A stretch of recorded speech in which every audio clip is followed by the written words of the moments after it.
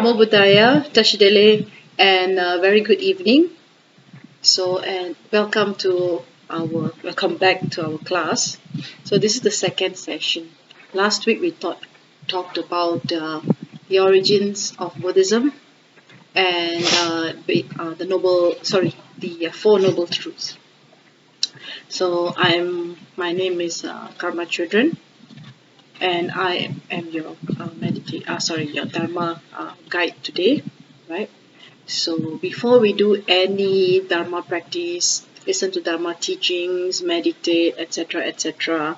So try to remember that these teachings, where do they come from? They didn't just spring up from nowhere. They came because somebody put in tremendous effort in order to put the teachings on a silver platter for us. So we are enjoying the fruits of another one's hard labor, and the other person is called the Buddha. That person who are.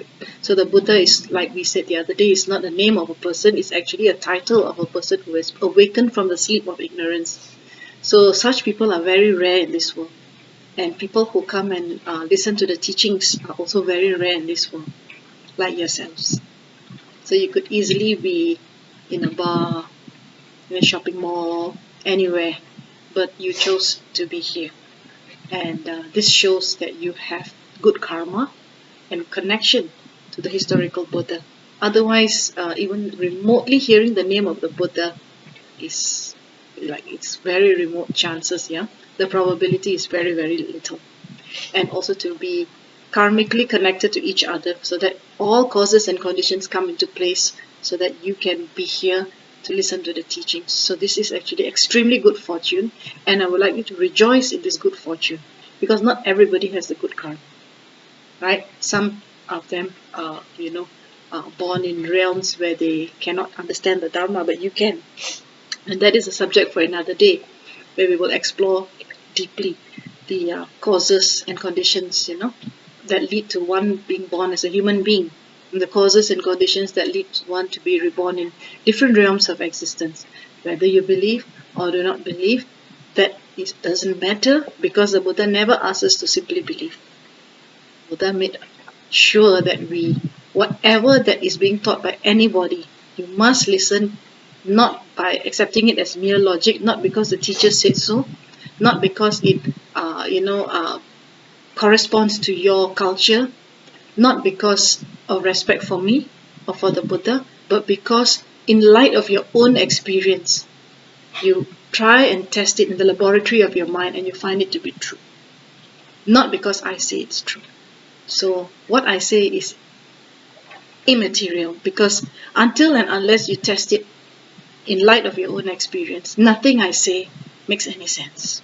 But still, you must receive instructions, otherwise you won't know what to look out for. So this is very important. So today's class will be on the Noble Eightfold Path, right? So the path out of suffering, which is actually corresponds to the fourth noble truth. So last week we talked about the first noble truth as the noble truth of suffering, or we say imbalance.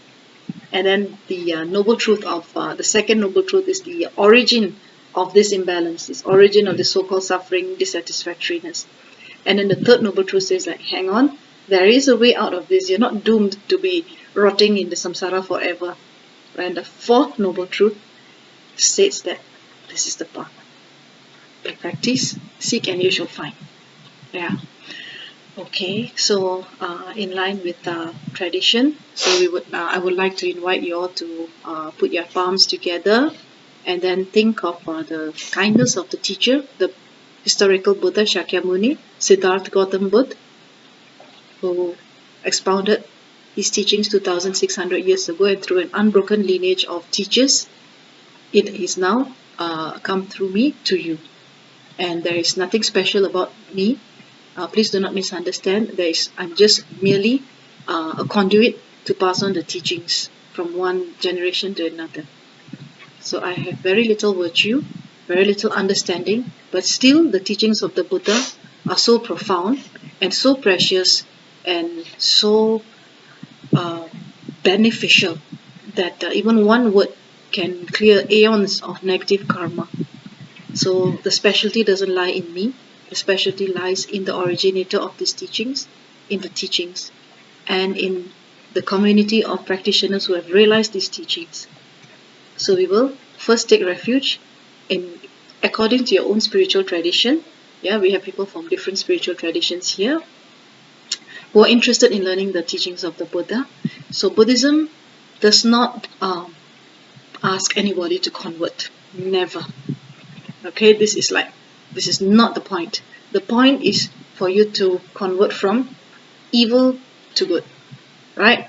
From from basically confused to clarity. So that is the conversion.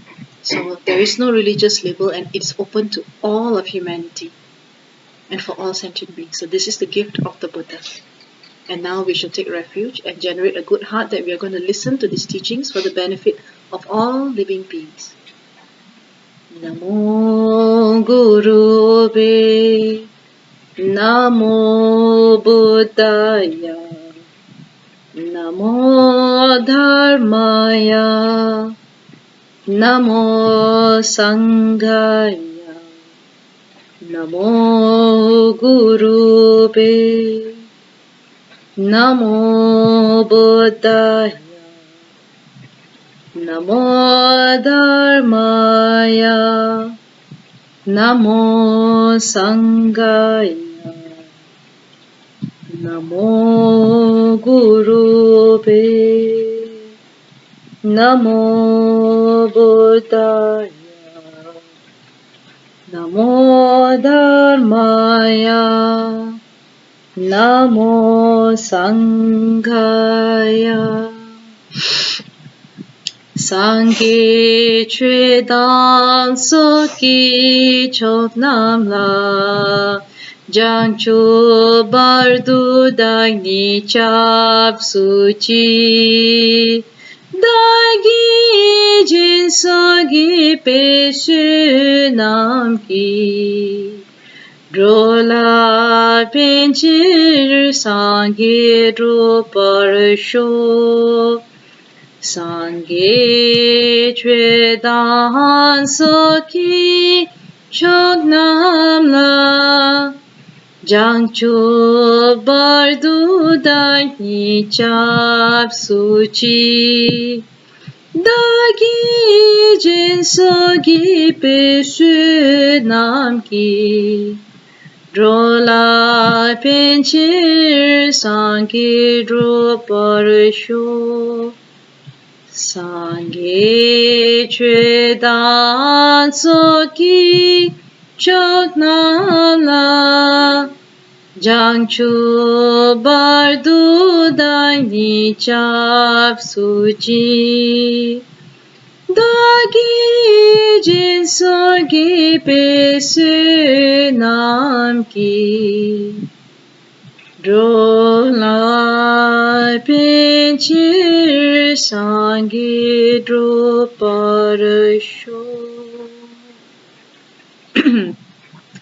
Until the heart of enlightenment is reached, until my purified and perfect state, I and all my kind mother sentient beings as vast as the skies go for refuge to our teachers, our gurus, go for refuge to the enlightened ones, the Buddhas, go for refuge to the Dharma, the teachings, go for refuge to the Arya Sangha, the community of practitioners. From the merits accrued by practicing generosity, morality, patience, effort, mental cultivation, meditation, and wisdom, may I become a fully enlightened being, a Buddha, to benefit numberless sentient beings. Senche tamche dewa dan deve jo dan de parajo che donga dan dunga gi jo dan da parajo che donga mi pe dewa da pada me da parajo che nyere chadan ni dan da ve tanyum chen pola ne parajo ru che Senche tamche dewa dan deve jo dan de parajo che donga dan dunga gi jo dan da parajo che donga mi pe dewa da pada me da parajo che Nirin chadan nidan dave tanyum chen pola ne parajuru che sipchen tamche dewa dan deve jo dan de paraju che dunga dan dunga egi jo dan de paraju che Tunge me pe dewa dan pada me de paraju che nirin chadan nidan dave tanyum chen pola ne parajuru che May all beings have happiness and the causes of happiness. May all beings be free from suffering and from creating those causes of suffering. May all beings never be separated from the bliss of the true nature of mind. May all beings be equanimous, free from the extremes of attachment and hatred. Semche namki sampadan lo ye jeta jeta wa jechon tomon take by ye cheki korlo korto. So we request the Buddhas to turn the wheel of the Dharma for the benefit of all sentient beings. So we are now going to start the teaching on Noble Eightfold Path. So the first thing I wanted to remind you is to listen to the teachings with an open mind, right? Because it is you who's going to investigate later.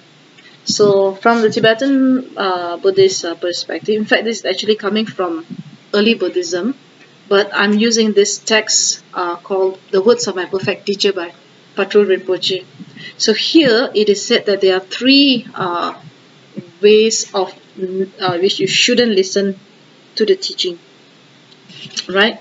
This is the three defects of the pot. So think that you are like a flower pot, okay? And in this flower pot, you have one is upside down. Upside down means what? You think?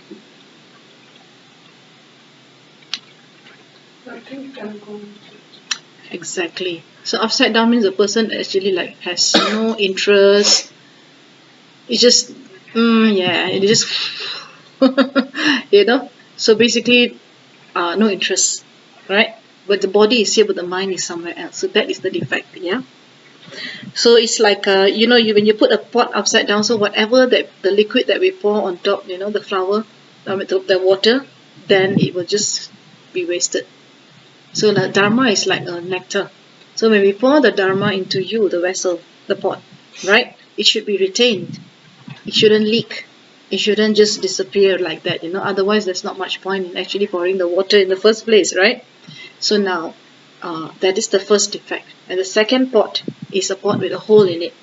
It means what? Means just pour inside. At the end also will come out. At the end also will come out. So this one is a bit better than the first one. The first one is that you listen, then you forget. Yeah. So then after half an hour, if I ask you what's the teaching about? It was about Dharma. Yes, it was about Dharma. Which part of Dharma? Dharma lah. Dharma. But you can't remember anything else, because it just once again it went here and then it came out here. So the only thing you remember is the word Dharma and Buddha. It was about Buddha and Dharma. And what in between you can't remember. So that is the second fault of the listener to be avoided. And the third one is the pot which contains poison. This is the worst one. It's better that you don't hear. Okay, if you hear, you forget also, at least you planted a seed. But the worst one is the pot with the poison inside. And what is that poison? Maybe, Ignorance. yeah, maybe they listen to the Dharma and then maybe they will use their perspective to change something or what. Maybe. So basically, you're listening to the Dharma in order to refute the teachings, number one. Right? You can listen to the Dharma in order for you to clear your understanding, get a better understanding, but not with a negative mind as to I'm listening so that I can debunk these teachings, because you already made up your mind that the teachings are wrong, and you're here just to with a wrong view in order to disparage the teachings. That is one poison. And there's another poison also, that you want to be famous. So the motivation is not correct. So the motivation is that I'm going to learn this so that I can make money. So that I can, so it's like now I have a YouTube channel, right? And then I upload these teachings online. And then I have this motivation that I make as much money as possible from the Dharma teachings, right? Yeah, or in the past when I listened to my gurus and all, so this was all the time in my mind. Wow, when can I be, knowledgeable enough so that I can sell the teachings in the market, so that I can get ang pao. Right? You know about the red packet where people offer, yeah. So that with that kind of stain on the mind, that is called poisonous plot. Yeah. So here, this one, the worst thing is that the Dharma cannot help you in any sense, because the Dharma is like milk, like nectar, and then when it mixed with poison, will you ever drink milk with even a taint of poison in it? Also, can you digest it? So in the same way, yeah, in the same way, you cannot digest the Dharma if you have this kind of motivation. So please, I request, yeah, whoever who's listening to this, yeah, whether online or in person, always listen to the Dharma for the benefit of all sentient beings, not even only for yourself. Because if we listen only for ourselves, then we are actually limiting the scope of our enlightenment. Basically, we are doing, in order for us to move on to the path, we must understand that this self is to be deconstructed. So the more you do it for the self, that means you're making the self solidify. So it is for me, my business, maybe I may win lottery tomorrow, may I many things, yeah. So many aspirations that maybe if I listen now, I get so much good karma that tomorrow good things will start happening to me. So this is all about me.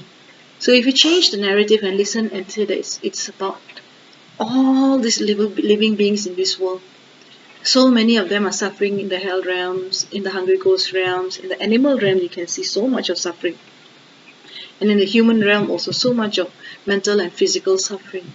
Need I say, you can see, just switch on the TV and you can see all these conflicts, hunger, poverty, deprivation, abuse, yeah, so many things.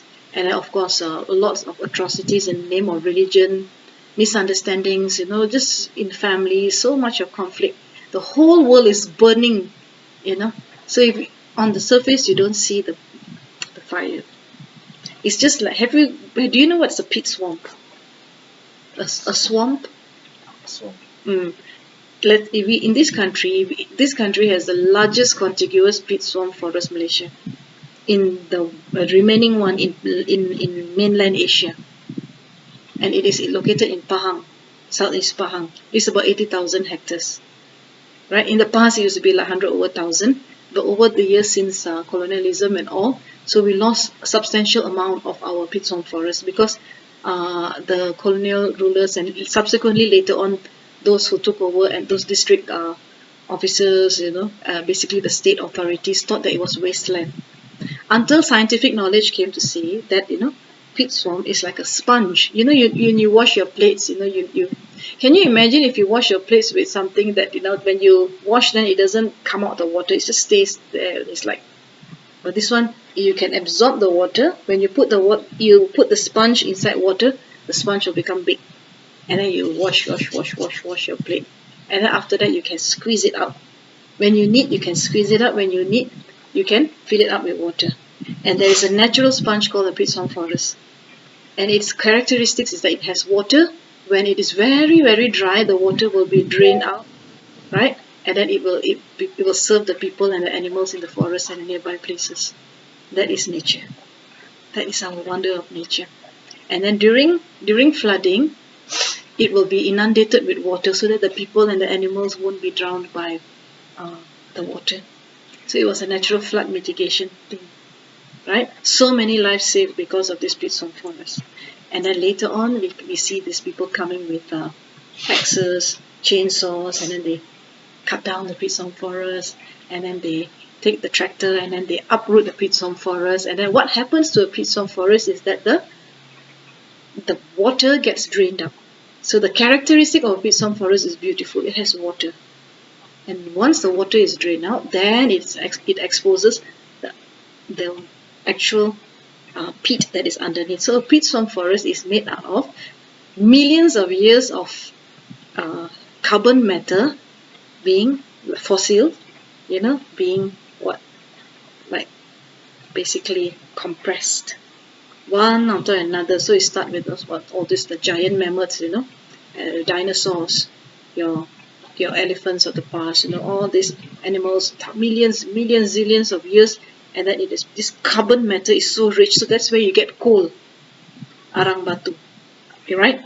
So it's full of carbon, right? So therefore it's a carbon sink. So a peat swamp forest, apart from being a hydro sink, it's also a carbon sink, which means that it actually absorbs carbon from the atmosphere. So it's good for climate action, isn't it? Mitigation of climate change, and then it just like any other forest. But peat swamp forest has got a very high degree of carbon absorption. But what am I telling you? The science of forests.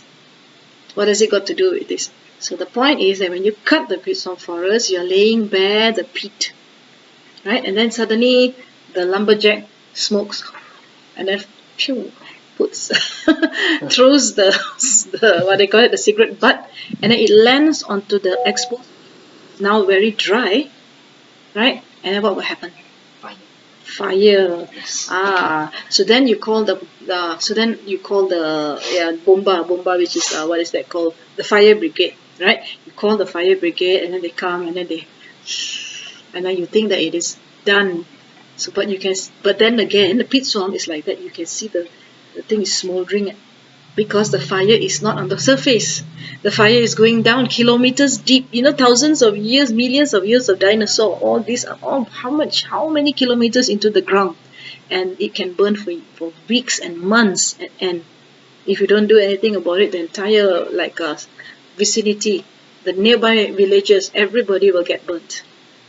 And then you can see this haze, this transboundary haze. You see haze in Malaysia, Indonesia, Singapore. Sometimes, you can go to neighboring countries and all that. You get asthma and all this air pollution, right?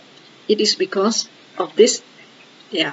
So in the peat swamp forest, when people don't see it, actually there is it's like hot ember, EMBER, ember inside there, like bara. In Malay we call it bara. So when you barbecue, right, and use the coal that is not on fire at that moment, but you can still see the redness, right? And that's exactly what's happening underground. Similarly, that's exactly what's happening in your mind, full of so the thing is just that if so when we don't so it's like we have this ignorance inside us. It's just like ember, like a red hot fire that is waiting to erupt.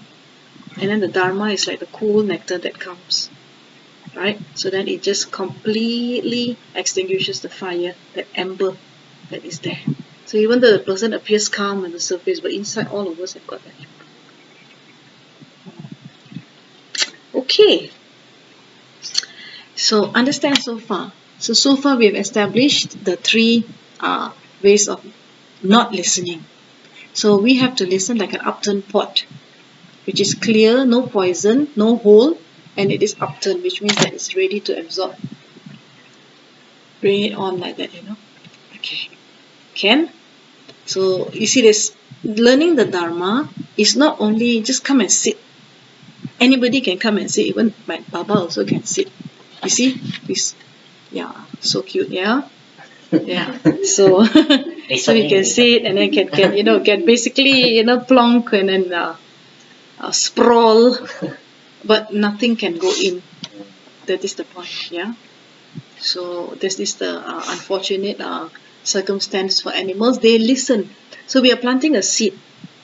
This seed will not go to waste. It will ripen someday, but not in this life.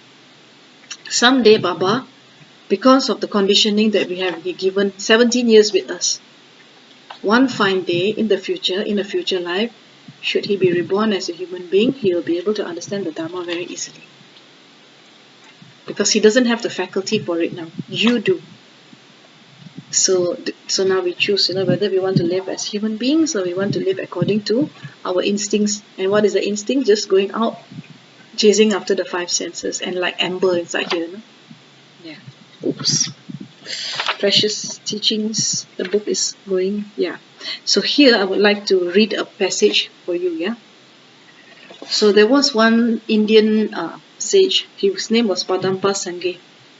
So he advised us how you're going to listen to the Dharma teachings. He said, listen to the teachings like a deer listening to music. So, of course, we are not exposed to deer and all. This is in the olden days, where the deers were all around. So if you play music, then the deer will come and listen, wow, so intently. And then a hunter comes and then shoots it. The deer would not know because it's so absorbed in the music. So that's how you're supposed to listen to the Dharma. So absorbed in the Dharma, single-pointedly, no past, no future, no like, no dislike, bringing your mind back to the breath, yeah? And then contemplate on the teachings. That means when you think about, you reflect on the teachings, like a northern nomad shearing sheep. So which means you know how to shear the sheep. So it's not a very good example, but it's for nowadays because we don't want to abuse the animals. But the point is that when you catch a sheep, right, and then the person who is actually shaving the sheep, so you will shave the sheep with focus or no focus. Right? So that is how you're supposed to focus and contemplate on the Dharma. So and then after you listen, then you contemplate, so you reflect, yeah. So you basically you know what you're doing very intently. You're shaving the sheep so that you don't hurt it, yeah. And then number 3, meditate on the teachings like a dumb person savoring food. So the dumb person, as in like the person who is speech cannot he's basically unable to speak. So this person cannot tell you the taste of the food, correct or not? So when you meditate, don't go and tell people this is my realization, that oh, today I saw this light, or today I saw that figure, or suddenly the deity came to me, or suddenly the Buddha appeared in me, right? So there is a Zen saying, if I'm not mistaken, it's from the Japanese Zen tradition. It says that when you meditate, if you see a Buddha, kill the Buddha. This is not literally, please, I don't want to get bad karma. So the idea is for you to not latch on to the Buddha. Anything that comes is actually a distraction. So even if the Buddha arises and then you see the Buddha, then you go and tell everybody, you know what, today in my meditation I saw Buddha, and then somebody else will say, oh, I saw this many deities, and I saw this and that and all. So when you meditate, you must be quiet about what you meditate. Don't go around telling people. So this one is like a dumb person savoring the food. So which means that you know the taste of your meditation, yeah, but you are unable to say it. In fact, you should not say it, yeah. And then practice the teachings like a hungry yak eating grass. So this is all like in the in the Tibetan context, yak, this very big furry animal, which is found in very high altitude. So they eat grass very intently, diligently, so basically, yeah. And then the result of the practice is like the sun coming out from behind the clouds. So the clouds, so we are all like full of clouds. We all have a sky-like mind, the sky-like nature of mind. So but the sky-like nature of mind is obscured by the clouds of our afflictive emotions, ignorance, attachment, hatred. So these are the 3 mental poisons. So these mental poisons, you can think of it as dark clouds which obscure your Buddha nature. We all are already Buddhas inside here, but because we are blocked by those clouds, so therefore we are unable to see our true nature, right? So that is the point.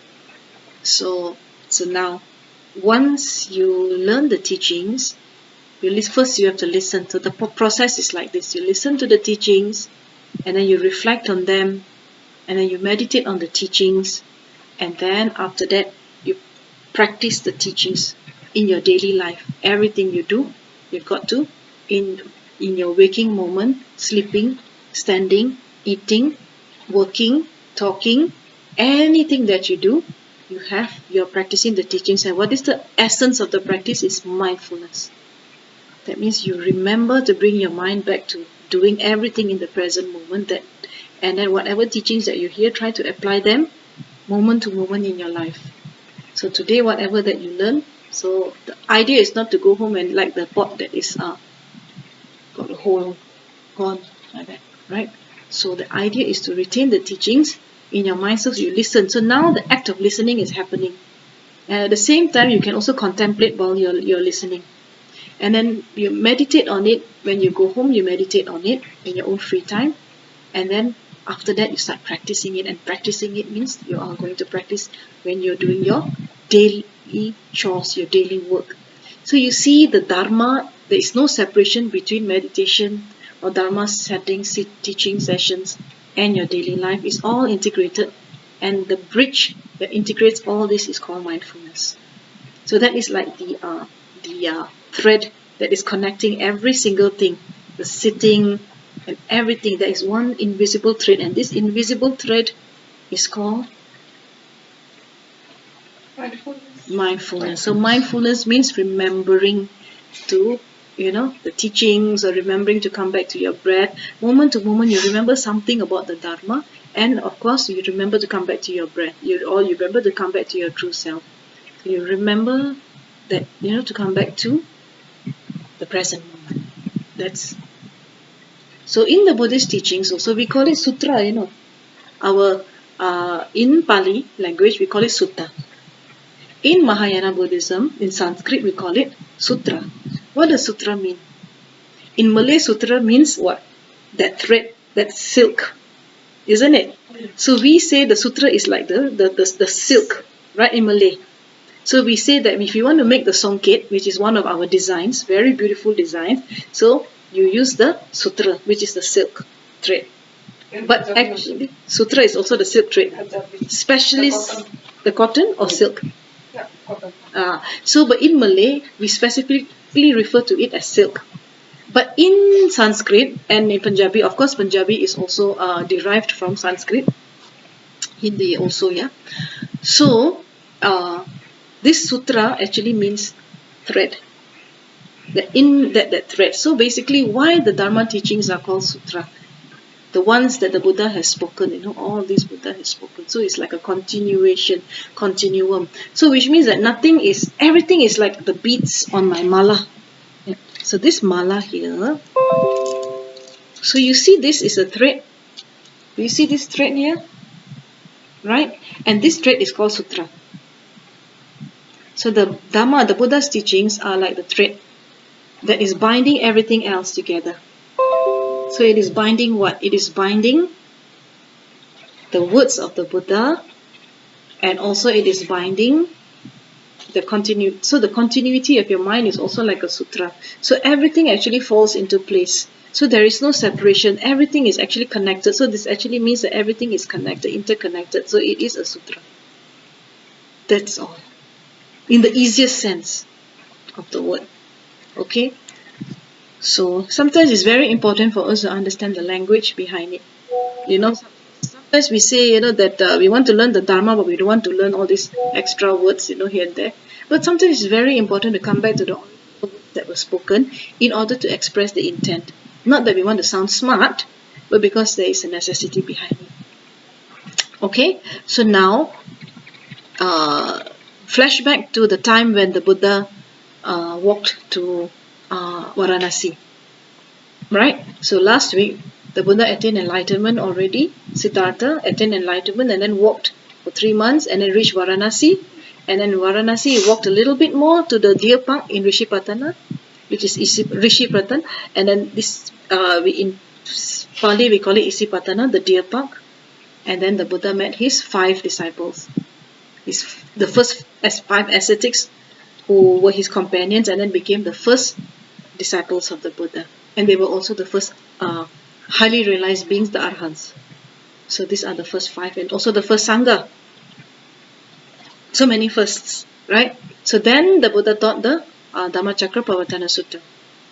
Right? So Dhammacakra Pravatana Sutra. So which means that the turning of the wheel of Dharma. So what was the turning of the wheel of Dharma? You can remember last week we said it is the teaching of the 4 Noble Truths. You remember the 4 Noble Truths? So if you cannot remember, must go back and listen to the video last week. So the teaching of the Noble Truth of suffering or imbalance, the origin of suffering, and then the cessation, that means how to stop the suffering, and then the path, the actual way, the way to walk the path out of suffering. So today we are going to do the path So the Noble Eightfold Path. So have you seen the Dharma wheel or not? In the Buddhist temples, you'll see Dharma wheel, and then that basically a lot of symbols. If you don't want to show the Buddha, don't want to show the stupa, don't want to show the monk, how you either show the Bodhi tree or the Dharma wheel. It is like a sailor, on the ship, that like that.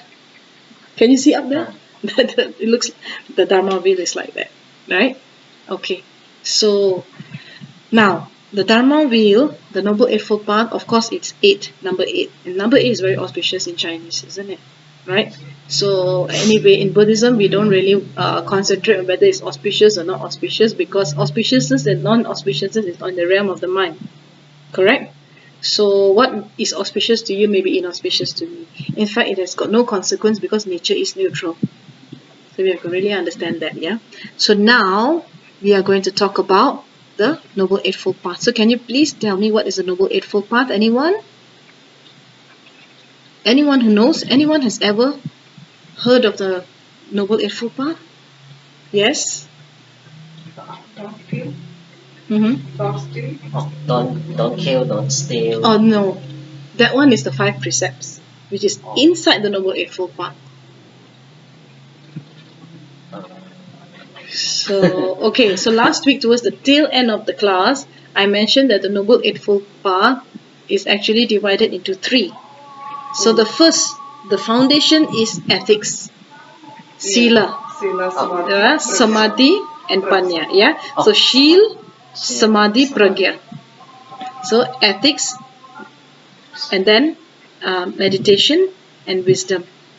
So it is like a stupa, you just came back from Nepal, so many stupas everywhere. So basically, when you look at a stupa, you can imagine a stupa, the base is big, and that is the base of morality, ethics. Yeah. So nowadays, it's not fashionable to talk about ethics, because everybody wants the freedom. So when we say freedom means, so it's like, what has freedom got to do with ethics? Ethics and freedom don't match. But the Buddha said, not I say. So the Buddha said that, basically there are laws of the universe that you need to follow. And failing, which, so this child has, made a nest. So cute. This same thing happened during yesterday's meditation. Okay, never mind. You'll become enlightened in the very, very quickly in the next few lives. So may it be so, Tatastu. Okay. So the ethics, right? So everybody is very happy about the First Amendment where you can do whatever you want. But is it really true that you have limits? I mean, there are no limits to your behavior. Do you think, how many of you think that we should have limits to our behavior? I think must. Okay, why? Because if you don't have limit, you will do something out of your control, out of the control of your mind. Something which is, you'll get more desirable. You could harm somebody else, right? So you could actually impinge on somebody else's human rights and freedom if you are overly free in your body, speech and mind. That means you can actually, so in this modern age now, we have social media. And then when you put a post on it, and sometimes, people are very kind. Most people are very kind, oh, how wonderful, this post, keep it up, giving you a lot of encouragement. And then there are some people who basically are prone to like criticizing others, and they criticize others in a very damaging and ill what they call it, with ill will. So then they basically crush that person, and because of that the person can commit suicide, because they will say, oh, what is this, so many negative comments, and then it drives the person to commit suicide. And then also, now there was one time in Malaysia, I think a few years ago, where one teenager she actually made a poll on Facebook. She asked, look, I have this issue and I'm contemplating whether I should live or I should go, as in die. So then people say, oh, she said, how many percent, she has a poll, how many percent say that I should die, how many percent say I should live, and give me reasons for it. And so many people voted for her to die. And then she said, okay, since the poll is overwhelming for me to die, so she jumped off the building and she died. Is that so? That's ethics gone wrong. I mean, lack of ethics. So that means uncontrolled behavior. So your uncontrolled mouth, uncontrolled hands, uncontrolled mind can drive somebody off the edge, can harm somebody else. So that is the reason why the Buddha said living in accordance with the laws of nature is very important. So you look at the plants and the world, basically nature. Yeah, nature doesn't the when you walk near a tree, the tree doesn't slap you, or it doesn't suddenly the roots come up and suffocate you. So I don't like this.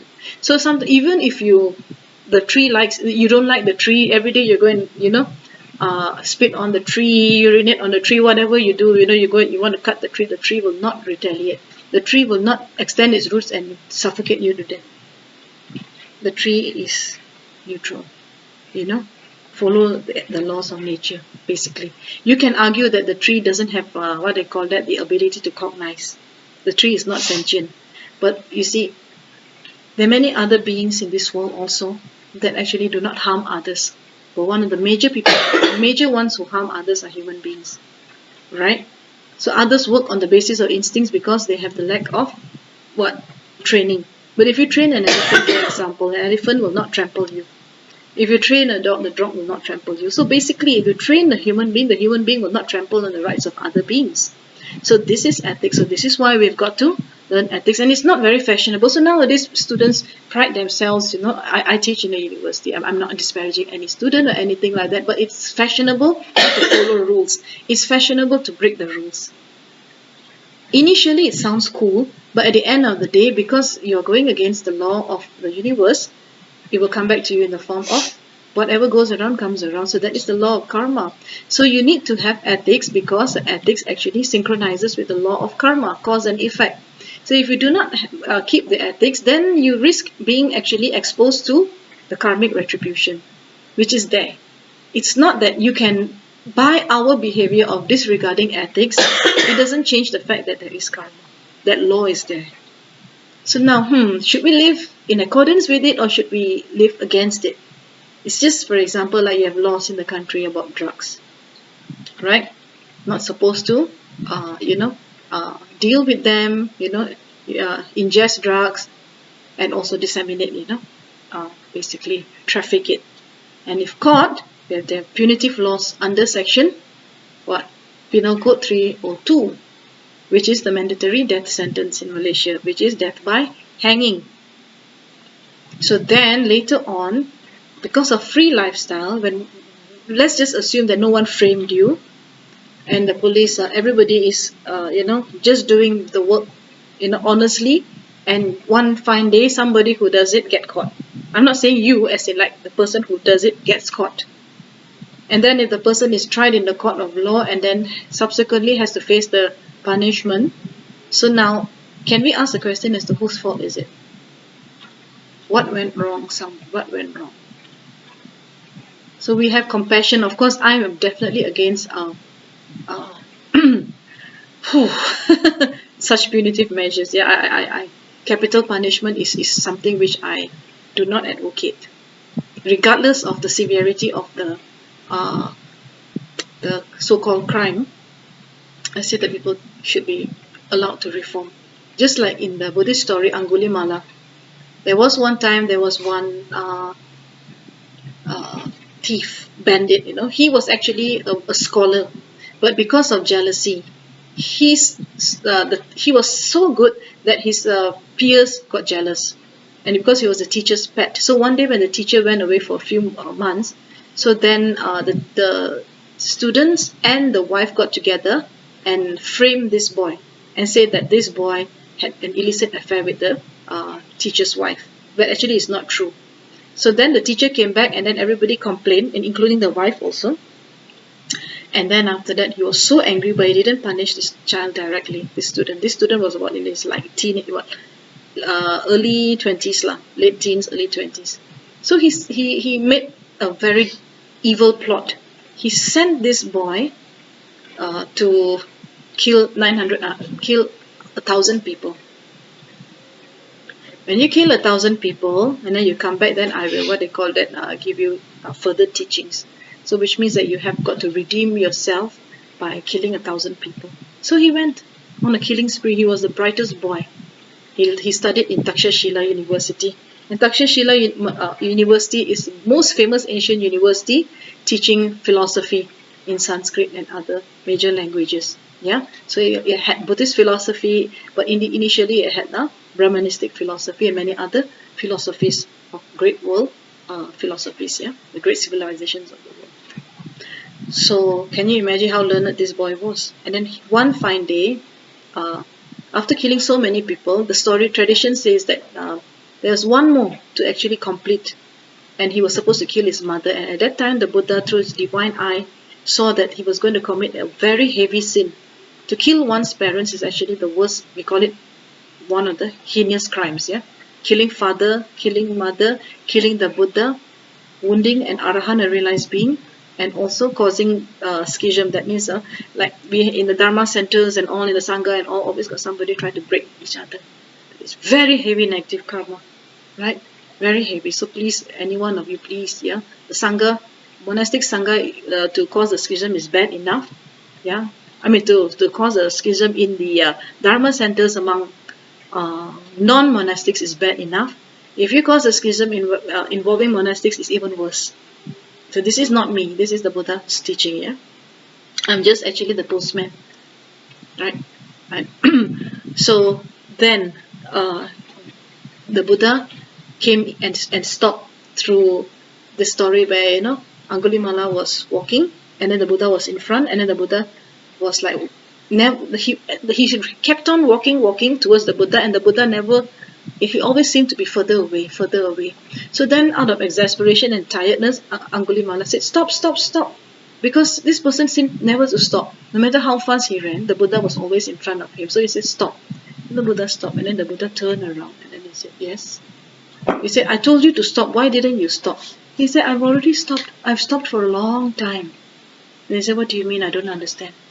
There's something like changed in his mind from aggression, wickedness, cruelty suddenly. Something changed in him. What do you mean by you have stopped and I haven't stopped? And then the Buddha said, "I have stopped harming people so long ago. When are you going to stop?" And that completely changed. And then after that he sought forgiveness from the Buddha, and then he asked to be ordained as a bhikkhu. And then he was admitted into the Bhikkhu Sangha, which is a monastic order for the monks. And then he practiced very hard. Yeah. So his name was Angulimala. When he became a monk, his name was Ahimsak. Ahimsa, that means non-violent. He practiced and he became an arahant. So what does this show you? That that if you go against the laws of nature, you get into big trouble. And then the king of that land actually wanted to execute him. But because he became a monk, and then the Buddha reassured that he had already turned into a new leaf, his death sentence was repealed. Otherwise, the king Prasenajit, of the Koshala kingdom was actually running after him, with the soldiers. So which means that if you don't follow ethics, there are consequences. And those consequences are very dire. It can be. So you think that today, I beat the traffic light today, the red light. Okay? See the left, see right, Grab rider, food panda. Right? Even in my university, I was actually quite appalled. Some of my colleagues, from other departments on their motorbikes, and even cars also. We stop at the university traffic light, and then there's no car because the traffic volume on the main road is very, very low. So and the traffic light can be excruciatingly slow, right? And then zoom, and then I see students also, where there's a pedestrian traffic light, and then it's red, and students are crossing with that big what is that called? The earphones. And then not only that, they are also scrolling. And then it's middle of the night and it's so dark also. So it's like, the first thing is they can't hear if suddenly a truck comes, and then it's not even their right of way, and then they are not even mindful because their senses, all the 5 senses are inside here and caught by the headphone. So it's a disaster waiting to happen. So I really pray that the students wake up, But if one fine day it happens, then the question will come as to whose fault is it? Correct or not? So every day we think that we can get away with it. We think we can get away with it. We think we can get away with it by being. Sometimes it's pretty cool not to break the rules. People think, yeah, it's pretty cool to break the rules, especially it's like when your parents are not home, you throw a party, yay! All your friends come in, and after that, 2 hours before parents come, you chase all your friends away, and then you clean everything. But the parents will somehow find something, maybe a booze bottle or a cigarette butt somewhere. Parents are parents, so the law enforcement, parents are like law enforcement, and so it's like they will know. You can't run away from them, right? So basically, karma also knows. Yeah. So basically, you think that no one is watching, but actually, how does karma work is that there is this, like a dash cam. You say on your phone. Nowadays, we have dash cam, correct? And that dash cam records everything. So if there's an accident, a hit and run, or anything, you can actually give the footage to the police, and the police can catch. And even the police have the cameras on their vest also. So if there's police brutality, so the policeman can get caught. Right? And tried in the court of law. All these things are 21st century inventions. But there is one mechanism which has been inside us for millions of years. It's not only inside you, but inside the worm, inside the dog, inside the cockroach, inside the birds, inside every living being which can cognize, that has consciousness, That any living being that has consciousness, that has life, as in like the ability to think, right? That all these actually we have a subtle mechanism which is actually recording. So we call it actually in a way it's called imprints. So whatever you say, whatever you do, whatever you think, all these things are being recorded on the film of your mental continuum. To put it easily, we can explain it in very difficult terms, but there's not much point because our lives are short, and we are not here to become scholars. We are here to make our lives better, right? So it's just like have you used the older like Kodak films, like the film, the 36 roll? Have you seen that? Yeah. So how it actually gets imprinted, and then so basically that happens moment to moment in our lives. So when you think no one is watching, but then again, in spiritual traditions, which are theistic, meaning that they subscribe to the idea of a creator God, so then they'll say God is watching, right? But in a way, there is somebody watching. But actually, in Buddhism, we do not say that there is an external entity that's watching you. We say that you are watching you.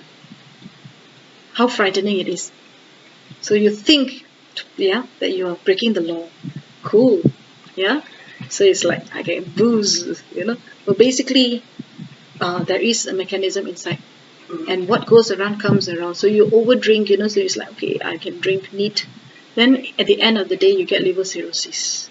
So I smoke, like a basically like a chimney, and then years later you get emphysema or lung cancer.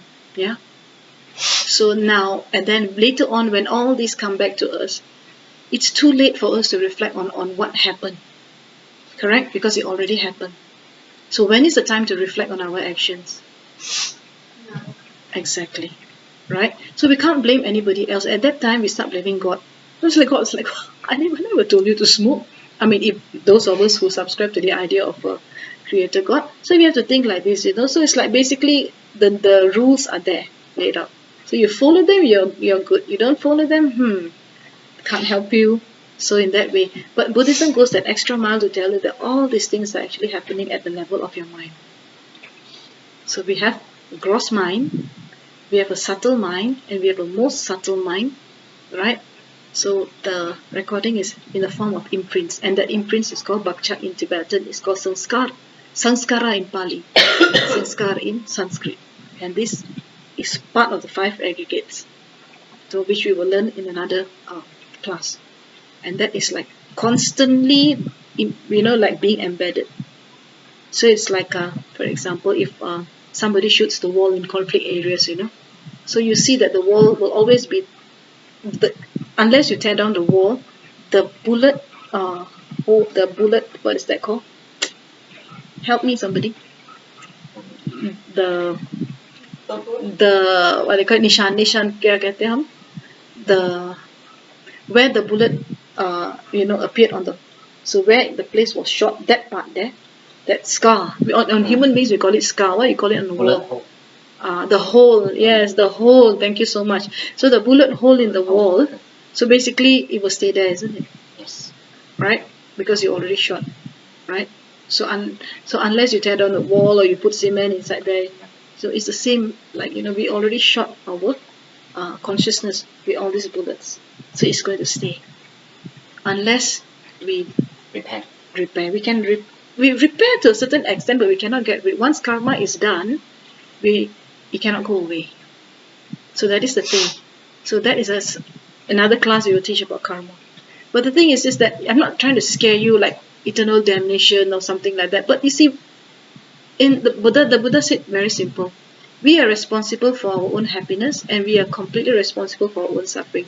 There's no external entity up there, down there, or wherever it is, that will actually cause your downfall or cause you to suffer.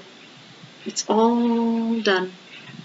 The agency is here. We are the agents of our own suffering and happiness. So does it make sense or not? So if we follow ethical discipline. So does it sound cool now to follow the ethical discipline, or it still sounds not so cool? You still want to break those traffic lights and then well, anyway, choice is yours. So the Buddha said it's your choice. The choice is yours. So here in Buddhism we don't say don't do. So we say I undertake the training not to do it because I know I have to suffer at a later day and I don't want it. Yeah, I don't want that suffering. I personally don't want to.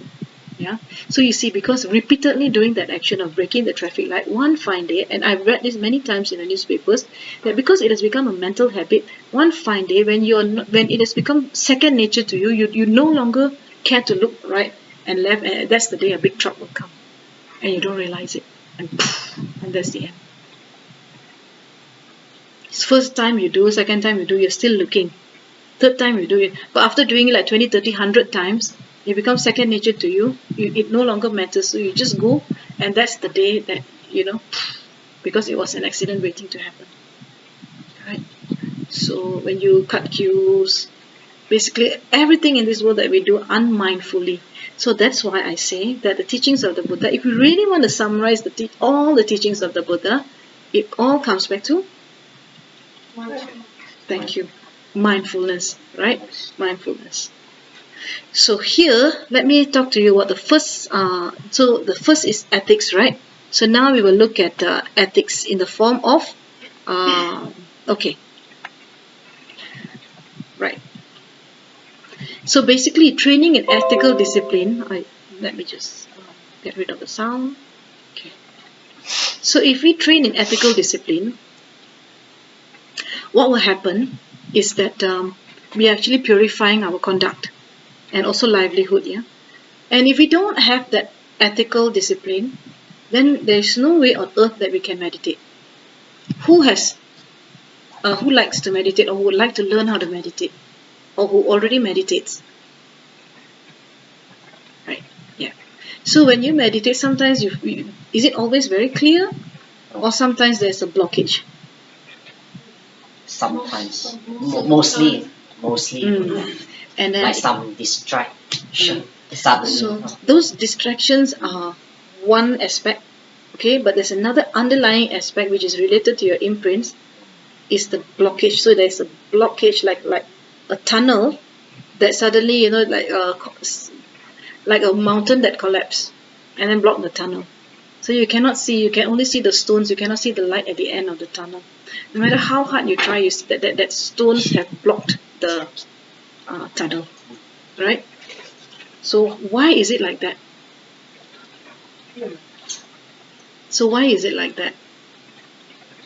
Because those stones are actually none other than the negative karmas that you created through lack of ethical discipline. So you see here, there are stories from great masters, who have conducted meditation retreats before. So when they have their meditation retreats, and then the students come and then sit in front of them, and then especially when they do vipassana retreats and all, then suddenly they cannot concentrate. They cannot concentrate because there's just so much of guilt, so much of regret. They kill people, they kill animals and all. And then those people come haunting them. You took my life.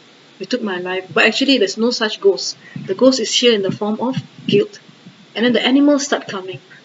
Animals start coming. And the people who have been very wicked, who have killed animals and people all their lives, at the end of their lives, they can see the animals coming to get them at the time of their death.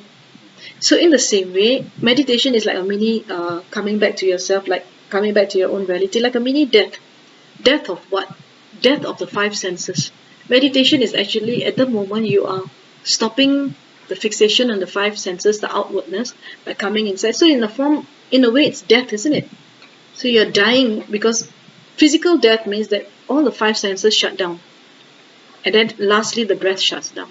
But the only difference is that during meditation, your breath is still there. You're not clinically dead, but you're basically dying like dead from outside. So a good meditator will be able to filter outside, yeah, and then come back to the breath, and all. But still, you suddenly feel that my past memories are come back. I said this bad thing to somebody. I stole somebody's money. I've done this evil deed and all. It will come back and haunt you during a meditation. So, for a meditator, if we want to progress in our spiritual practice, so we really have to take care of that foundation.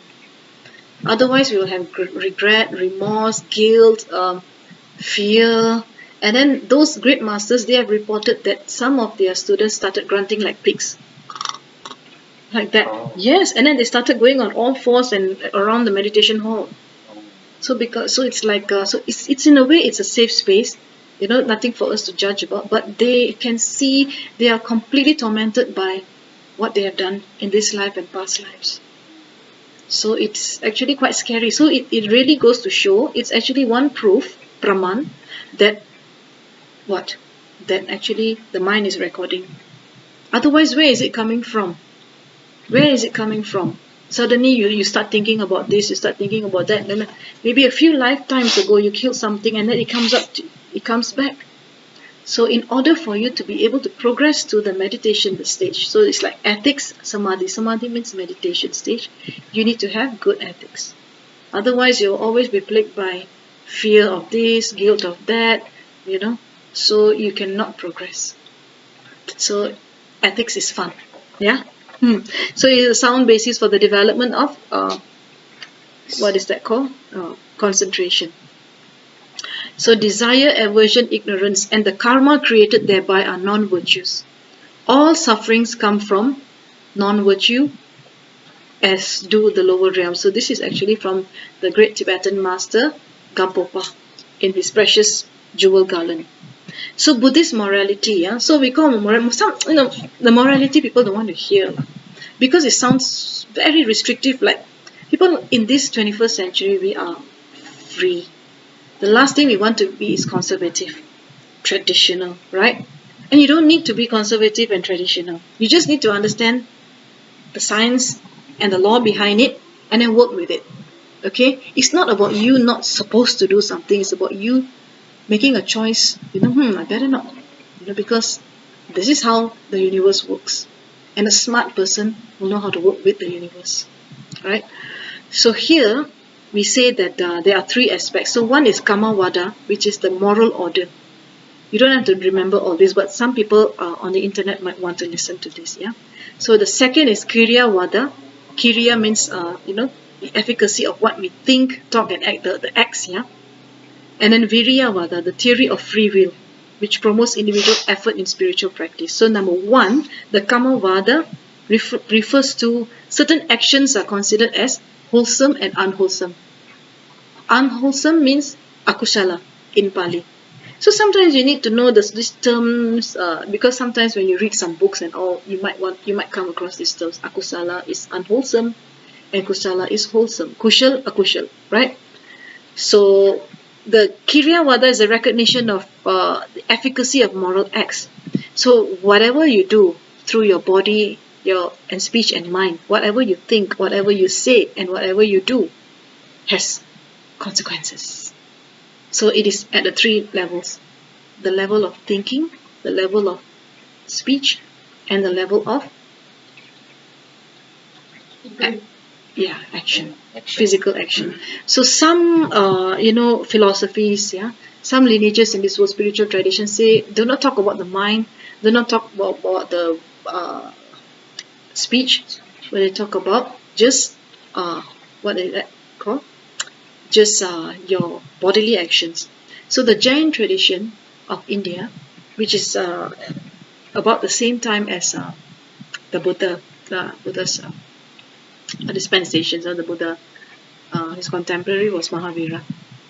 So the teachings of Jain is that you need to be very careful not to what they call that, transgress the actions.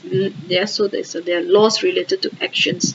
So which means that you don't kill the minutest of minute animals, bacteria, etc. So they wear masks. Many of them also, they have got a particular lineage where they do not wear clothing, because that also, the process of making clothing itself is actually killing a lot of animals, beings, insects. And then they go down to the very, very difficult, they go to the great extent not to kill any living being, to harm any living being with their body, right? So here, when we talk about karma in the future, so in Buddhism, we say that there are three levels, not only the body, but also the speech and the mind. And here, the intention is very important. So if you do not intend to kill that bug, so the karmic consequences is definitely very much lesser than the intention to kill it. And if you do not intend to, to disparage somebody, but suddenly as a force of habit it comes out and you apologize, it's lesser. And then the thinking also, sometimes because the monkey mind untrained, you think some, like suddenly lustful thoughts come out, oh my god, I shouldn't be, this person is, it's like cannot. So then it's not intentional, but it suddenly springs up. It's lesser. But if you indulge in it, oh wow, this person is amazingly beautiful, handsome, blah blah blah. But that person is not supposed to be. You're married, you're not supposed to be like, something like that. So then, that is intentional. Then the karmic consequences are higher. But this one we will learn in a different, another day. So here we say that we are fully responsible for the consequences of our own actions. And then here, there is when we talk about fate, destiny. Buddhism does not subscribe to the idea of destiny, like something that is preordained in your life and you just follow it because somebody else pulled the string from somewhere. So we are like all puppets on a string. If you have been to Rajasthan, India, you have these beautiful puppets, So it's like, I love those puppet shows. And here also, we also have puppet shows in the form of wayang kulit and all, right? So we are pulling the strings, pulling the strings. So it's like, is it fun that we don't have any control over our lives? So our lives are basically is preordained, predestined, and then it's like somebody is pulling the string and we're basically hopeless. We we have no control. So we're basically just helpless. And everything has been pre-decided. Is that the case? Do you believe that? Everything is preordained. So therefore, no matter what you do, it doesn't matter because it's already preordained. How many of you think that's how it is?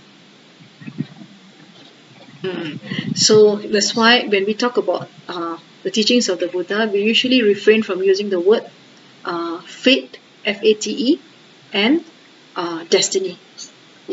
Because these have the connotation that it is like there's a fixed end to our existence, and therefore we are just puppets on a string.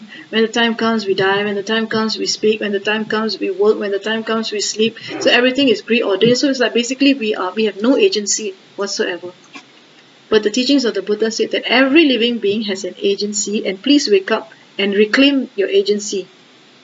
The moment you realize that there's no one pulling the strings except you, you pull your own strings. Nobody else is pulling the strings. That is the day your liberation begins. Right? Through understanding. So that's why sometimes we leave everything to a third party. So it's like nowadays we like to outsource everything, isn't it? Outsource this and that. We become so lazy. We outsource our everything. But we cannot outsource our death. So death we have got to go through it ourselves. Correct? So there's no such thing as giving to a third party. So certain things we can outsource. So like nowadays also we outsource prayers to the monks. So the monks get good karma. But what are we doing, so it's like if there is if somebody is ill, or we will say that, monks, can you please do the prayer? Or if somebody's business has collapsed, so we ask the monks to do the prayer.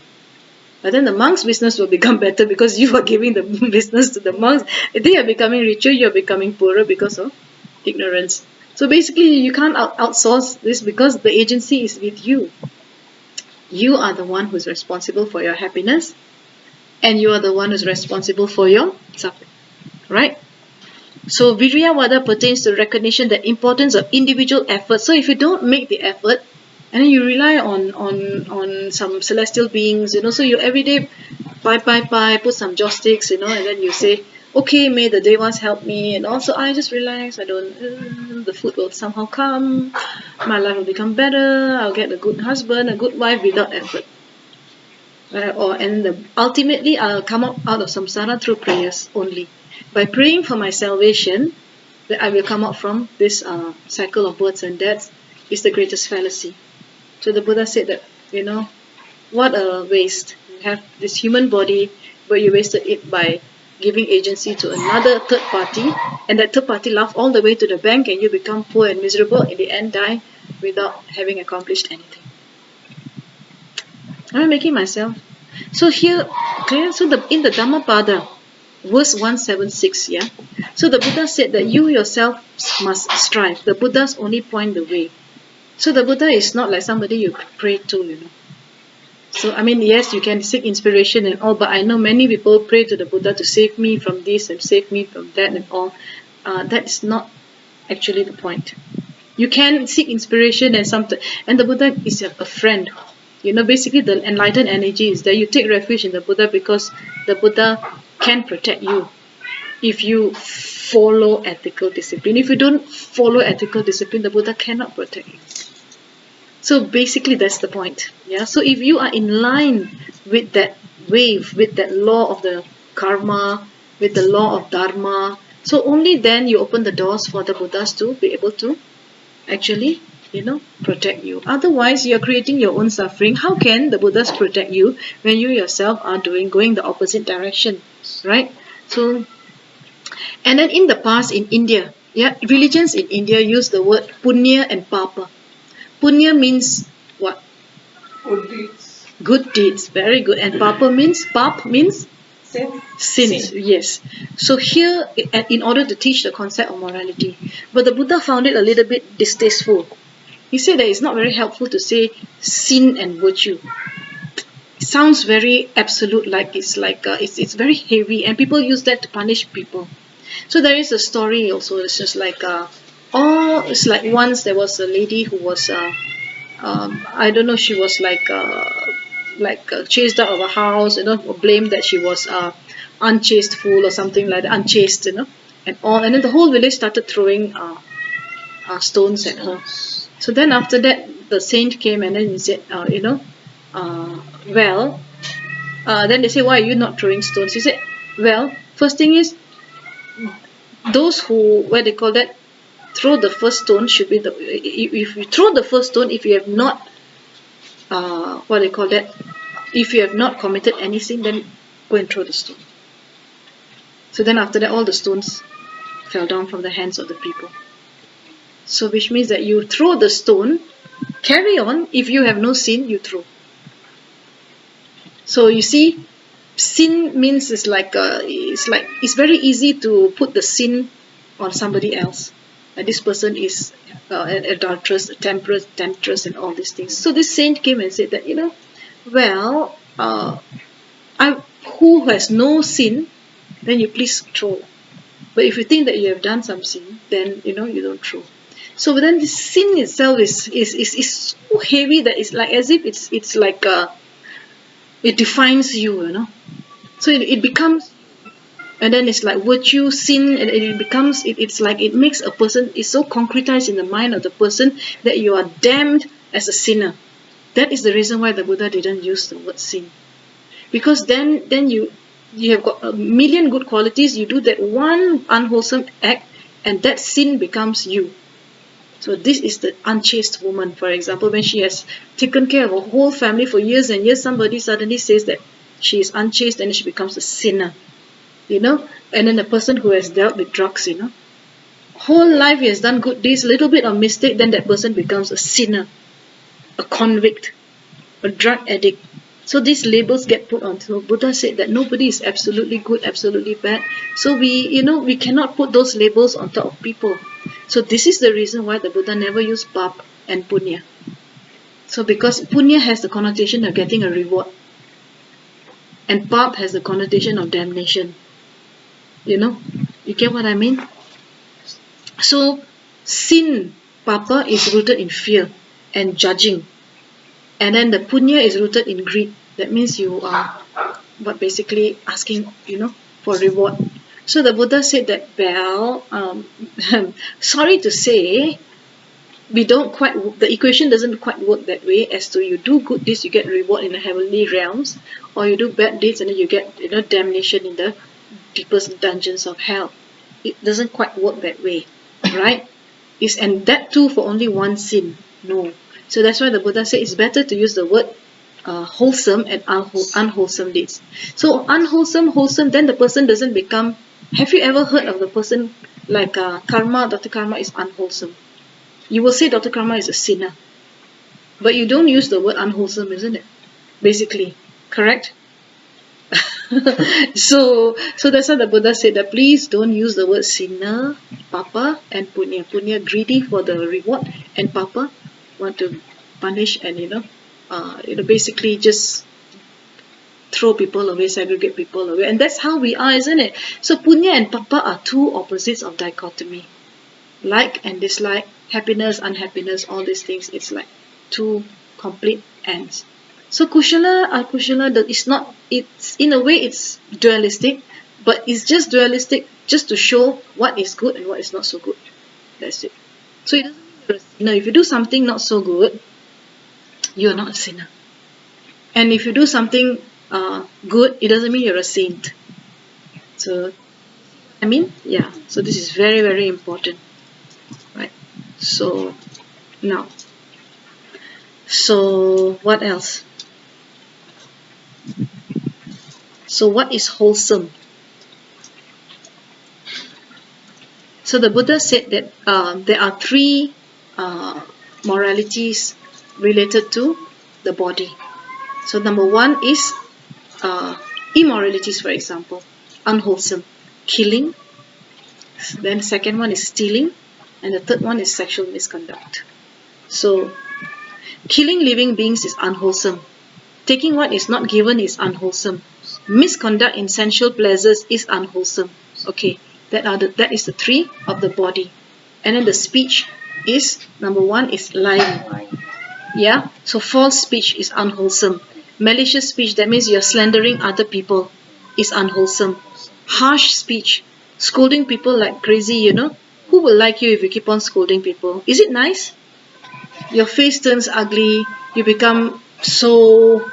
Nobody likes to be with you. People, wherever you are, people just leave as a natural consequence, right? So if you use harsh speech, then you will have to reap the consequences of harsh speech, right? And then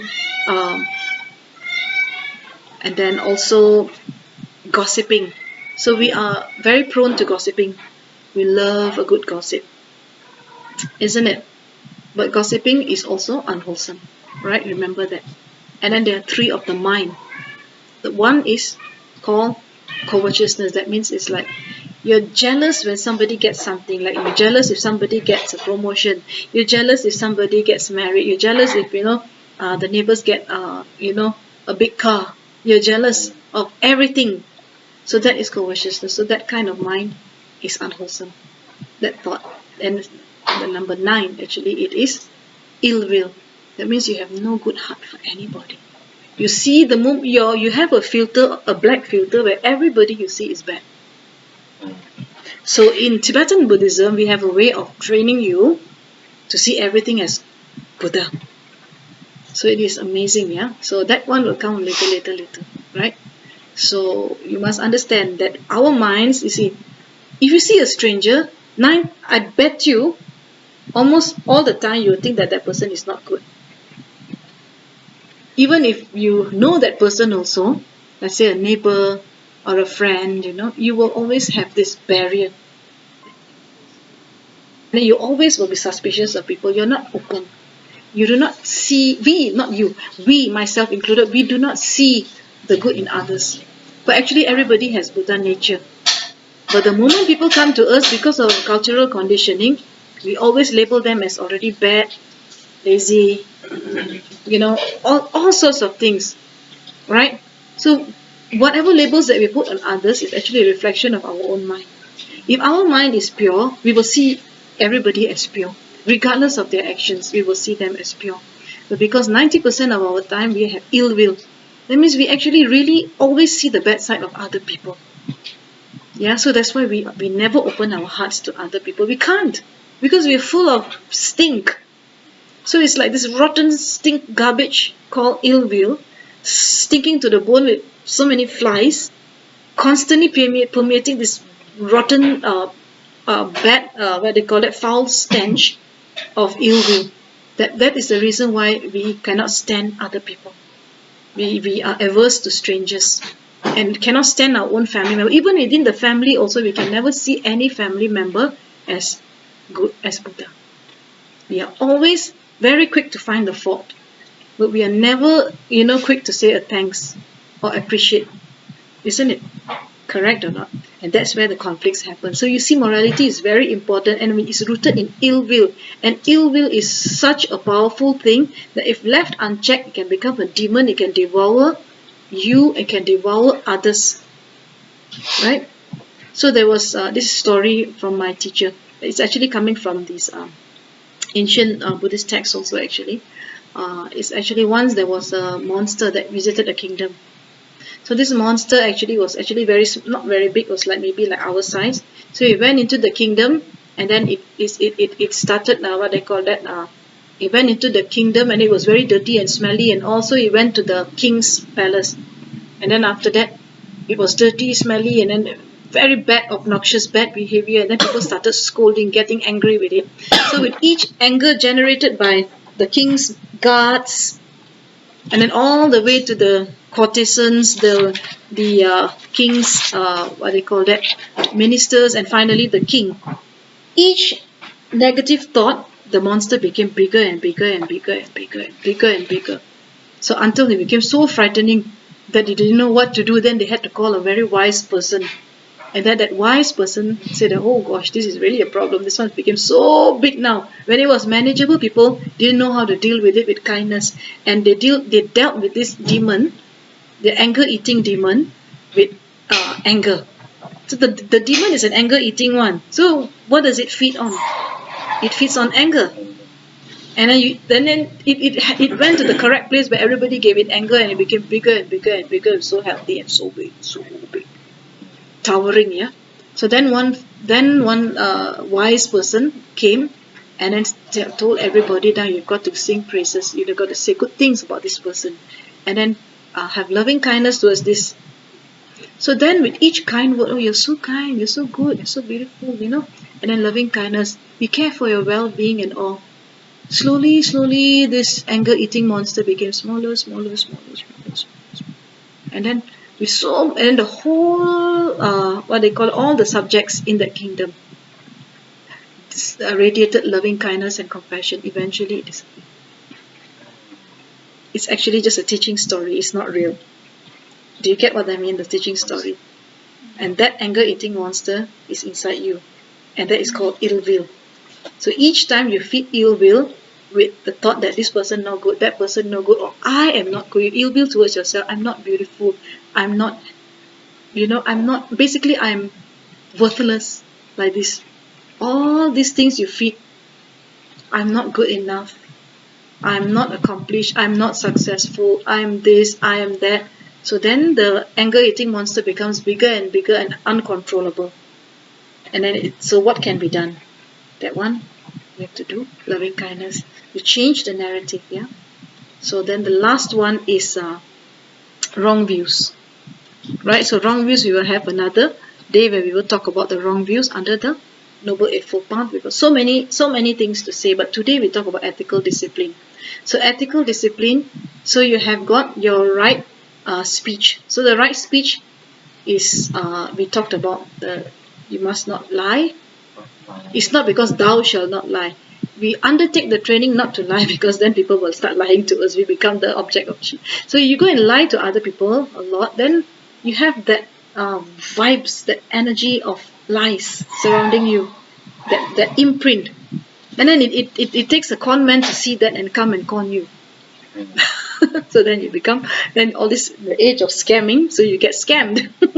And for a person who doesn't tell lies, who keeps the precepts very hard, chances are that the person's frequency is so high. When you do not tell a lie, you tell the truth, your ethical discipline makes your mind vibrate at a very high frequency. And the scammer is this frequency. How can it match? So when the scammer calls you, tring tring, ini adalah pengumuman daripada jabatan hasil dalam negeri, which means that this is a what they call it, announcement from the income tax department, and then scaring you half to death, that you've got some areas, that dues that haven't been paid, and then you'll be barred from flying. This is the Malaysian rule. So you're so scared that you start talking to the scammer for an hour or two, then realize that all your bank account details gone, your bank balance gone. Then that's it. But if you are truthful, your mind is here, the truth mind, which vibrates at a very high frequency of love and kindness. And then the scammer is here. How can it match? So when the scammer calls you, immediately you know, you put the phone down. Or the scammer won't even call you. Or even if it calls you, you will see, and something inside you will tell you no need to answer. So you are saved. That is a consequence of ethical discipline, right? So the right speech, if you always scold people, then you get an ugly face, right? You have no more friends.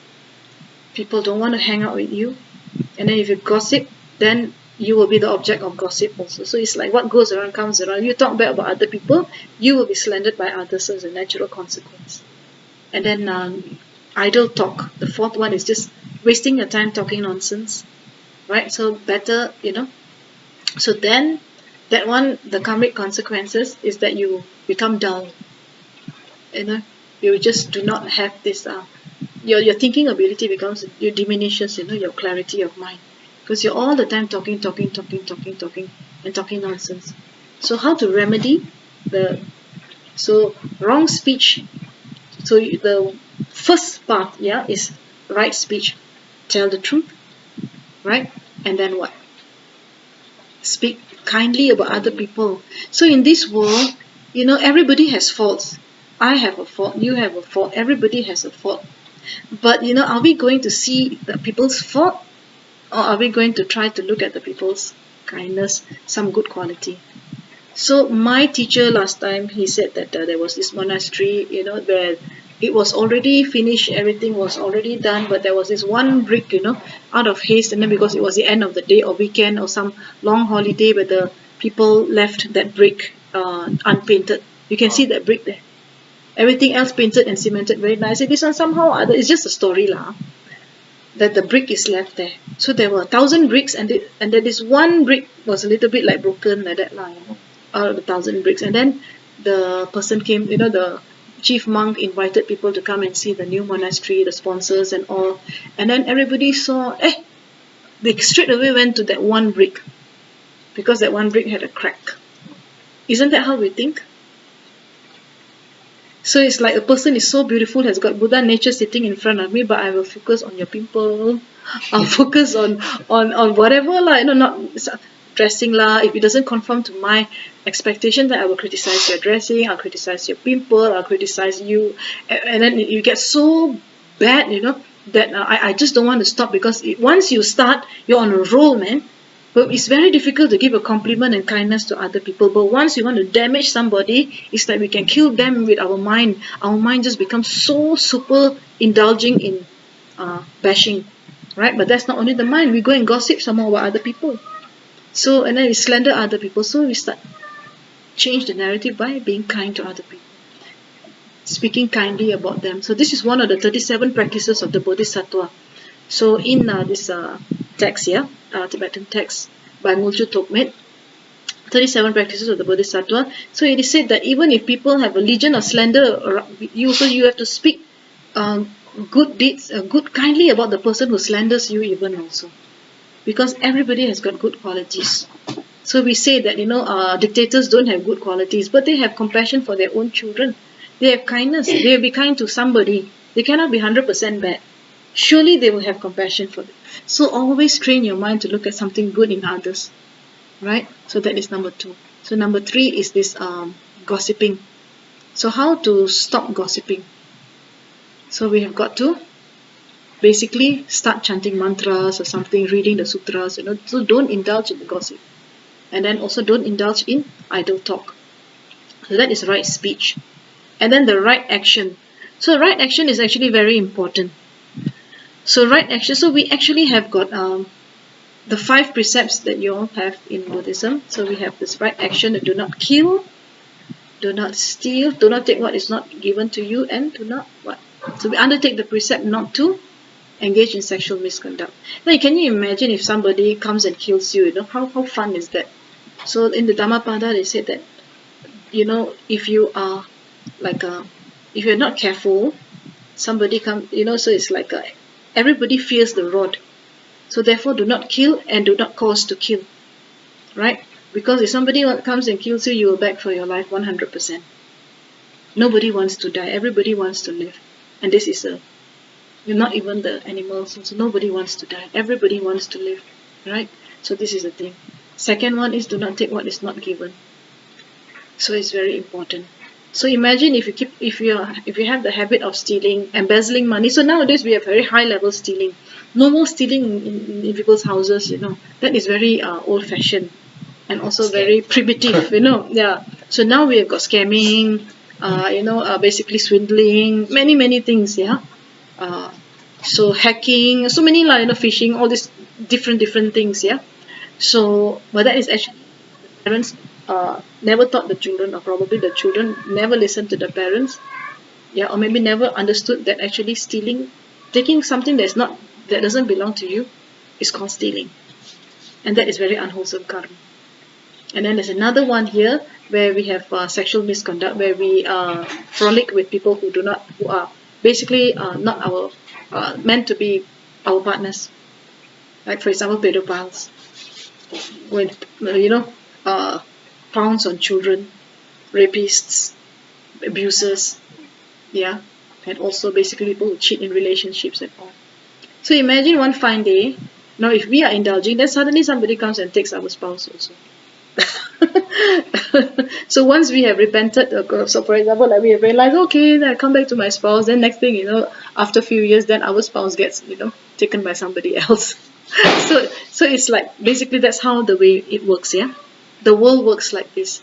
So what goes around comes around. So the right action means that we have many vows to take. So in lay people have 5 vows: not to kill, not to steal, not to engage in sexual misconduct, and then having good speech, right speech, and not to indulge in intoxicants. That is the 5th one. But here the monks and the nuns have got hundreds. And I wouldn't even begin talking about it because number 1, I cannot talk about it. Number 2, if I talk about it, it will take 100 years, yeah. So it's just too much. So basically, I have got to finish this right action. So now we got the right livelihood. So you understand what is right action? So we've got the right speech, the right action. So now we've got the right livelihood. So the right livelihood is Samma Ajiva, means that if you so basically if you want to progress on the path to enlightenment, if your mind lacks the discipline, you can never progress. Okay, so now this Samma Ajiva, okay, let's just so the right livelihood, let me just very quickly whip it up.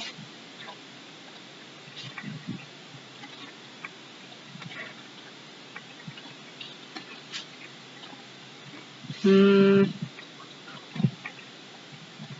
Yes, okay. So here, the Buddha asks, and what bhikkhus is right livelihood that is noble, taintless, supramundane, a factor of the path. This is in Maha Chattarisika Sutra. So is to actually stop wrong livelihood. So which means that you stop basically scheming, talking, hinting, belittling, pursuing gain with gain. That is wrong livelihood. Stop dealing with human beings, animals, arms, intoxicants. So don't sell liquor, arms, yeah. All this nuclear stuff and all this are actually really not very good karma. And then of course making AK-47s, all these weapons. So even creating them and then selling them, dealing with them is very heavy negative karma. And then of course human trafficking is also very very heavy negative karma. Dealing with animals, killing animals, butchering, etc. And then also having breeding animals and for sale. Yeah. So then after that, you're encouraging you're taking the puppies away from the mother, and then making the mother go through pregnancy again and again and again to produce these very cute little chihuahuas that Pomeranians, small, and then you put in the pet shop the whole life there, the child. If nobody buys, then you just dispose of the dog or the cat. So that is very heavy negative karma. And then dealing with intoxicants like drugs, uh, many other things. What else? Drugs, alcohol, even cigarettes, anything, yeah. And then of course, there's another one is poison, selling poison. So recently I just read yesterday, in Brazil there was a 17-year-old girl who bought arsenic yeah, from the internet, yeah, and then after that she laced it on the food or on a cupcake, and then she sent the cupcake to uh, two girls in her class because they were far more beautiful than her and they got more attention than. So she sent the cupcake to two girls, all three of them 17-year-olds, by delivery. So then both girls ate, one survived, and the other one died. Poison. So where is the karma? The karma of the person selling, dealing with it, yeah, creating the poison. Why would you want to create all these things, right? So prohibited occupations including hunting. So if your occupation involves hunting, fishing, yeah, killing, meat selling, making weapons, prostitution, yeah, forced labor, modern day slavery, and other activities that involve people in evil deeds, yeah, all these things are called wrong livelihood. So now you check and see if you're where you are today in your life. So I'm going to actually summarize it now. Yeah. So today we can only manage to do three out of the eight Noble Eightfold Path, and these three are very important. This is actually the ethical discipline, the three. So what are the three? Right speech, right actions. right livelihood. So it's SAL, cell. Remember that much. So otherwise you're like the upturned pot with the pot that is downwards, or the pot with the hole. So it will help if you actually write down. Yeah. So when you're writing down, when the teacher is teaching, sometimes it's also very important that you write all this down so that you can. It's not only about understanding, it's also sometimes you've got to remember it through writing, because it's not a meditation class, so you can write, right? So basically, now do you understand why it's important to have ethical discipline? So today we have covered the first foundation of the threefold training. We call it three sikha. So which means the three trainings. So the next training is called the training in mindfulness and concentration. And then the third training, we have the training in wisdom, which is the right view and the right understanding. All these things. So you have got to know each and every one. And when you understand the teachings of the Buddha, anybody can come and tell you what not, and then you know that you will not be like, there's this blown by the wind. Somebody comes and tells you this, you go this side. Somebody comes and tells you that, you go this side, because you don't have a spine.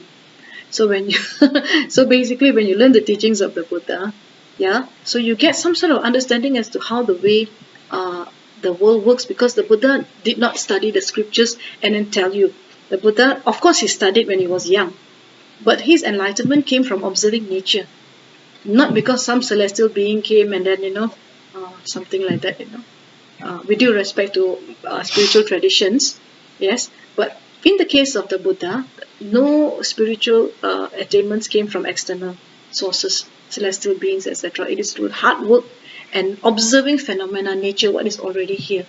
And this is the reason why you can do the same, because nature is here, the same phenomena is here, and the same mind, the Buddha, when before he became a Buddha, Siddhartha's mind and our minds now is the same. So we have that mind, and we have nature, and we are still alive, we have breath. So we have all the ingredients necessary for us to be able to practice and come out from this cycle of samsara. Right?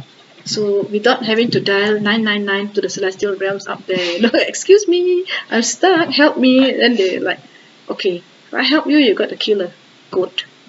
Yeah? If I help you, you got to give me wine. If I help you, you got to kill a human being. Yes, yes, there are worldly gods, and in this age and time, many people want to kill other people, bring other people down. They go to all these worldly gods, and then the worldly god will say, okay, if I help you, you got to do this for me. So then you diligently go and kill, and killing is the wrong action, right? It's the first and it's the worst in the entire list of negative karmas. We call it akushala, unwholesome deeds. It's the worst. Yeah. So you go and kill just to make money, and then you offer intoxicant, which is actually the fifth precept breaking already, right? And then you on top of that have ill will because you want to kill somebody, you want to destroy somebody's business, somebody's happiness. So at the end of the day, so if somebody comes and tells you that this is the case, this is the case. So when you study the Buddha's teaching, you'll be so confident, through the light of your own experience, that's not the case. I'm sorry, but I don't subscribe to your idea because it doesn't conform to the light of my own experience. And how to say that confidently? Only if you have practiced. If you have not practiced, anybody can come to you and preach what not. And today you go to Christianity, tomorrow you go to Hinduism, the day after that you enter Islam, then after that you fed up of that, then you enter Sikhism, then after that you go to Judaism, then you go to all the isms, but you never find peace. And then you go to Buddhism, and then you end up with the wrong understanding, and then you say, now the Buddha's teaching, I get most benefit because I pie to the Buddha, I get suddenly, coincidence that I got rich because I entered Buddhism. That's not the point. So that you're not shopping around, if somebody comes and tells you my religion is the best, you follow. My religion is the best, you follow. The Buddha said, in the past, that there was one disciple of the Buddha, of another religion, right? His name was Upali, and he was very rich benefactor. Okay? And then the head of another religion came to told Upali to go and debate with the Buddha, and then to go and make the Buddha, cause the Buddha to have a downfall, so that everybody will know that to expose the Buddha as a fraud. So the Upali said, okay, I'll go. So Upali went, and then respectfully sit in front of the Buddha. The Buddha's aura was such of truth, right? So the Buddha was also very kind and compassionate. Come sit down, where he already knew why Upali was coming. So then Upali, asked a few questions taught by the head of the other religion to trap the Buddha. So Upali went, and then he tried. So then the Buddha answered by asking him again. So it's like, if you ask me, I have to ask you first in return, then slowly bring you to a position where you'll understand the point of your question. Something like that. So the Buddha answered with a counter question. Like that. Slowly, Upali understood the teachings of the Buddha. Then something clicked in him. He said, oh, okay. So I got the answer, not through anything, but actually I got my answer because the Buddha just prodded me in a few ways, and I got the answer for myself using my own mind. Wow. So liberating, Then after that, he said, the Buddha actually is quite okay. It's quite sincere also. Then after talking to the Buddha, then at the end of his conversation, he became so convinced that the Buddha was a genuinely enlightened master, that can take him out from the suffering of samsara if he practiced the teachings. He became so convinced, and then he fell at the feet of the Buddha, and then he said, I want to become your disciple. So the Buddha said, not so fast, because you know why? Because you have been sent here by your teacher, right? If I suddenly take you as my as my student, it will be what they call that. It's like it's like I have taken you away from your teacher. So the Buddha didn't want to take anybody from their religion. So the Buddha didn't wasn't jumping for joy. So he asked 3 times, "Can I become your disciple?" Then finally, after much hesitation, then the Buddha said, "Up to you, lah. It doesn't make any difference to me. But if you think you're my disciple, then you just practice the teachings." Then Upali was like, "Oh wow." It's like even more respect for the Buddha, because he said if it's any other religious teacher at that time in India, he would have put me on a pedestal and said that, "Look here, today this person has joined our religion, yay," because this is a very rich person. Upali was super rich, and everybody wanted Upali to be their disciple. The Buddha said, Buddha didn't say no. The Buddha didn't say like yes or like greedily grabbed him. The Buddha said it's okay. It's nothing to do. The point is not about me. It's about you and your own understanding and your own liberation. If you think that this path works for you, you follow it. If not, it's okay. So you also now in this age and time, a lot of people are actively wanting to push their ideas on other people. Correct? But without giving a good reason as to why it should be the case, right? So here, whichever religion you are, so the Buddha said, whichever religion you are, use your head. Use your head. Question. So if somebody comes and says that my religion is the best, you have to question why. And someone is the person who is converting you actually a very good advertisement for their religion, or they are actually very, So basically, you will be so empowered that nobody can ever cheat you again when you practice and understand the teachings of the Buddha. So the Buddha is somebody who disclosed how the world works, the laws of the universe, the law of Dharma.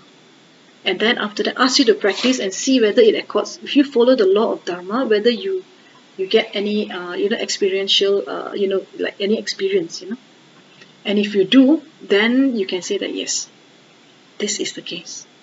So there is no fairy tale, there is no compulsion, so there is no lying and telling you this is the case when the other person doesn't even know how it will be after death. How can you promise somebody, eternal happiness, eternal damnation when you yourself have not died? You don't know.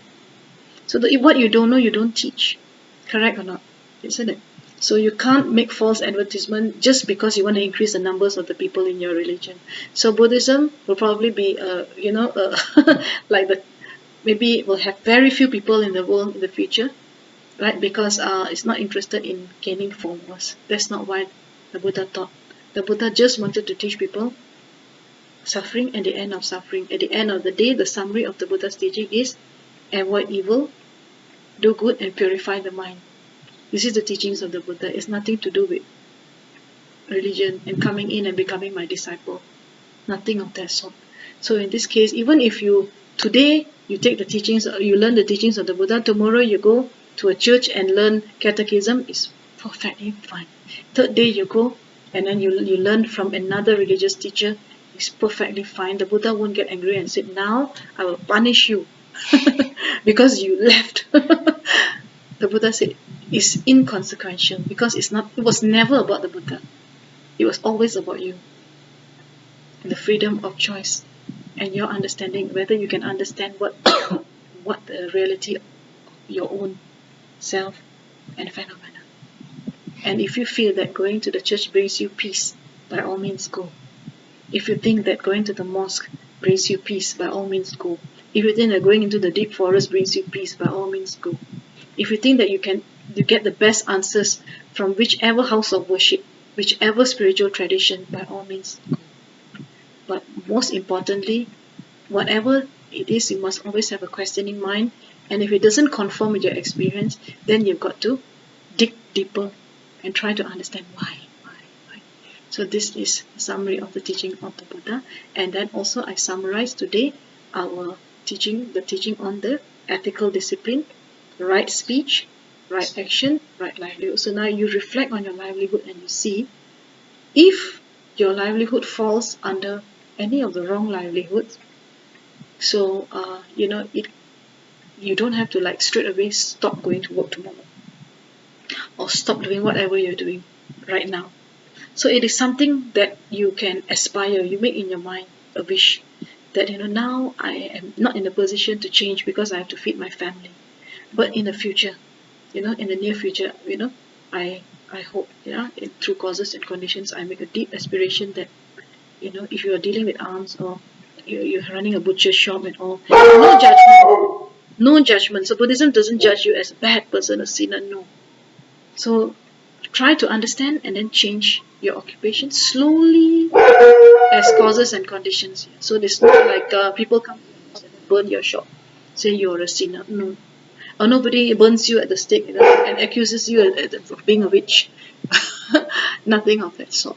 So it's a very liberating thing because you are the creator of your own destiny. So with this, I would like to end the class. Any questions? Any questions? So if there are no questions, so I will dedicate the merits to all living beings. So once we listen to the teachings or anything, so we channel that energy so that all living beings can eventually receive these teachings to point them to the direction of liberation. Alright? So we don't fight over the teachings. The teachings are just a roadmap pointing us to ultimate reality which we have to find for ourselves. And it's not in any book, any temple, any Buddha statue. It's in our own mind.